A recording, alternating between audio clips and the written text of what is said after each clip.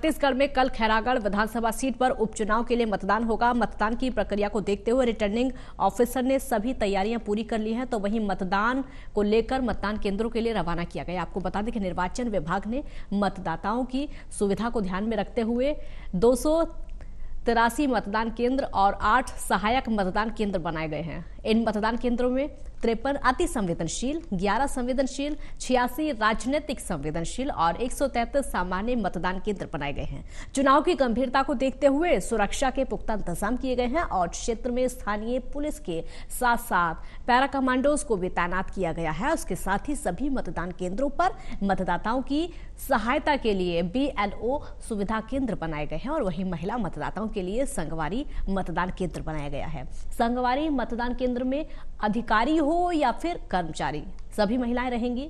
और इसके साथ ही कांग्रेस के संचार प्रमुख सुशील आनंद शुक्ल ने कहा कि मतदाताओं में कांग्रेस पार्टी के प्रति उत्साह को देखकर कांग्रेस की जीत का अनुमान लग रहा है। खैरागढ़ विधानसभा सीट पर मतदान होगा और इसकी तैयारियां लगभग पूरी कर ली गई हैं। स्थानीय पुलिस को तैनात किया गया है। वहाँ के मतदाताओं में उत्साह दिख रहा है, जिस प्रकार से वहाँ के नागरिकों में कांग्रेस पार्टी के प्रति समर्थन दिख रहा है, उससे हमें पूरा भरोसा है कि खैरागढ़ उपचुनाव कांग्रेस पार्टी की प्रत्याशी श्रीमती यशोदा वर्मा प्रचंड बहुमत से जीतने जा रही हैं। हमारे चुनाव जीतने के दावे का सबसे बड़ा आधार है हमारे मुख्यमंत्री की विश्वसनीयता और पिछले 3.25 साल में उनकी सरकार द्वारा जनहित के लिए किए गए काम। अब विशेष तौर पर खैरागढ़ की जनता से जो कांग्रेस पार्टी ने और मुख्यमंत्री जी ने वादा किया है कि श्रीमती यशोदा वर्मा के चुनाव जीतने के 24 घंटे के अंदर कांग्रेस पार्टी खैरागढ़ को जिला बनाएगी। नीरज तिवारी संवाददाता हमारे साथ जुड़ गए हैं ज्यादा जानकारी के लिए। नीरज, जो मतदान होगा लगभग तैयारियां उसकी पूरी कर ली गई हैं? जी बिल्कुल, मैं बता दूं आपको कि खैरागढ़ विधानसभा सीट पर उपचुनाव होना है। कल मतदान होना है और मतदान को लेकर के निर्वाचन आयोग की तरफ से नियुक्त रिटर्निंग ऑफिसर को जो तैयारियां करनी होती है वो सारी तैयारियां पूरी कर ली गई है। मैं बता दूं आपको कि 291 मतदान केंद्र है कुल।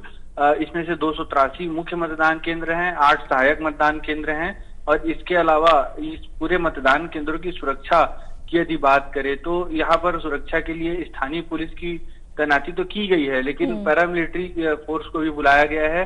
इसमें से जो सबसे बड़ी बात मैं बता दूं आपको कि जो 53 मतदान केंद्र है वो अति संवेदनशील है। यहाँ पर कानून व्यवस्था को लेकर के आए दिन जो है वो जब भी चुनाव होते हैं तो कानून व्यवस्था की स्थिति निर्मित होती है। इसके अलावा 11 संवेदनशील है और 86 राजनीतिक दृष्टिकोण से संवेदनशील मतदान केंद्र हैं।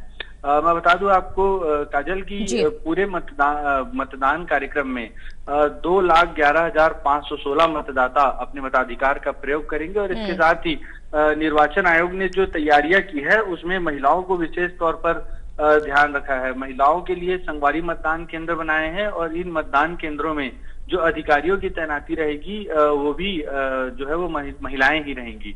इसके अलावा बुजुर्ग जो मतदाता हैं 60 साल से ज्यादा के, उनके लिए विशेष ध्यान रखा गया है। उनको कतार में खड़ा होकर ज्यादा इंतजार न करना पड़े, उसके लिए बैठने की पर्याप्त व्यवस्था की गई है। क्योंकि गर्मी का मौसम है, गर्मी को ध्यान में रखते हुए सभी मतदान केंद्रों में, पोलिंग बूथों में जो है पीने के पानी की व्यवस्था रखी गई है, बैठने की व्यवस्था रखी गई है, पंखे की भी व्यवस्था रखी गई है। इस तरह से जो मतदान के लिए जितनी भी महत्वपूर्ण आवश्यकताएं होती है उसका खासा ध्यान रखा गया है और सभी मतदान केंद्रों के लिए पोलिंग बूथ को भी रवाना कर दिया गया है। कल सुबह 8 बजे से जो है वो मतदान की प्रक्रिया शुरू हो जाएगी। जी, मतदान की प्रक्रिया शुरू हो जाएगी। कई ऐसी सुविधाएं हैं जो कि नीरज दी गई हैं। सबसे बड़ी बात महिलाओं की बात आप कर रहे थे, संगवारी जो मतदान केंद्र बनाए गए हैं, क्या इसकी खूबी होगी और क्या इसके अंदर सिर्फ महिलाएं मतदान कर सकती हैं या फिर पुरुष भी जा सकते हैं? अगर सुविधाएं होंगी तो वो क्या क्या होंगी? जी बिल्कुल, संगवारी मतदान केंद्र का जो कॉन्सेप्ट है वो उपचुनाव के हिसाब से यदि देखें तो अनोखा कॉन्सेप्ट है और यहाँ पर जो अधिकारियों की जिनकी ड्यूटी रहेगी वो सभी महिलाएं रहेंगी और इसके अलावा जो पोलिंग करने के लिए मतदाता जो जाएंगे उस पोलिंग बूथ पर वो भी महिलाएं ही रहेंगी। यानी विशेषीकृत महिला मतदान केंद्र कहा जा सकता है इसको और ये हर जो बूथ होता है वहां पर एक ये रहेगा, यानी 291 जो टोटल मतदान केंद्र हैं, इसमें 291 में पूरे 291 मतदान केंद्रों में जो है वो मुख्य मतदान केंद्र तो रहेंगे ही, लेकिन महिलाओं के लिए संगवारी मतदान केंद्र अलग से रहेंगे। यहाँ पर सभी जो मतदाता हैं वो महिलाएं ही रहेंगी। पुरुष मतदाताओं को यहाँ पर जाने नहीं दिया जाएगा। पुरुष मतदाताओं के लिए सामान्य मतदान केंद्र पृथक जो है वो बनाए गए हैं। इसके अलावा जो यहाँ पर सुविधाएं रहेंगी, मैं बता दूं आपको कि जो सुरक्षा कर्मी की ड्यूटी रहेगी वो भी यहाँ पर महिला सुरक्षा कर्मी ही तैनात रहेंगी, चाहे वो स्थानीय पुलिस के हो या पैरामिलिट्री स्टाफ के। इसके अलावा खैरागढ़ जो उपचुनाव है, यहाँ पर लगातार हम चर्चा कर रहे थे काजल की प्रचार प्रसार को लेकर के सभी पार्टियां अपनी जीत का दावा कर रही थी। अभी हमने दर्शकों को संचार प्रमुख जो छत्तीसगढ़ प्रदेश कांग्रेस कमेटी के हैं उनकी भी बातें सुनाई, उन्होंने भी जीत का दावा किया है। तो इस तरह से सभी पार्टियां जो है, सभी प्रत्याशी जो है वो अपनी जीत का दावा कर रहे हैं। अब कल जो है वो मतदान की प्रक्रिया के बाद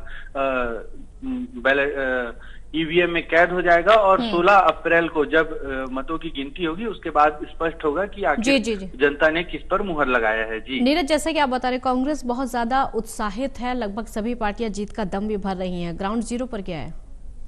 बिल्कुल, मैं बता दूं आपको कि ग्राउंड जीरो की यदि बात करें तो जिस तरह से सभी प्रत्याशी अपनी जीत का दावा कर रहे हैं, ग्राउंड जीरो की यदि बात करें तो वहां पर कांग्रेस और भाजपा ये दो ही दलों की चर्चाएं हैं।